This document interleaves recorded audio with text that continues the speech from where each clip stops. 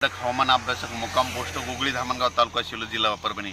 आज आहे 24 एप्रिल 2024। म्हणजे आजपासून परत शेतकऱ्यासाठी अंदाज येत आहे।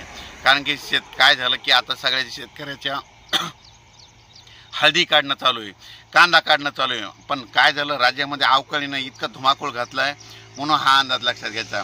म्हणजे आणखीन शेतकऱ्याला सांगतो की 24, 25 आणि 26 आणखीन 3 दिवस आपल्या परभणी जिल्ह्यामध्ये, जालना जिल्ह्यामध्ये, हिंगोली जिल्ह्यामध्ये आणि महाराष्ट्रामध्ये तुरळक ठिकाणी अवकाळी पाऊस आहे म्हणून हा अंदाज लक्षात घ्यायचा।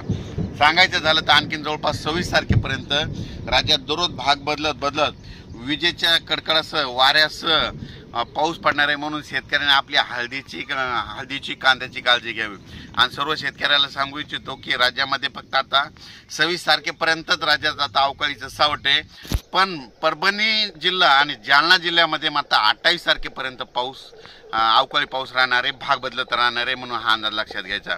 आणि शेतकऱ्याला सांगतो की त्याच्यानंतर 28 तारखेपासून इतकी उन्हाची तीव्रता वाढत जाणार की राज्यात उन्हाचा पारा जवळपास 45 अंशापर्यंत जाणार आहे म्हणून हा अंदाज लक्षात घ्यायचा।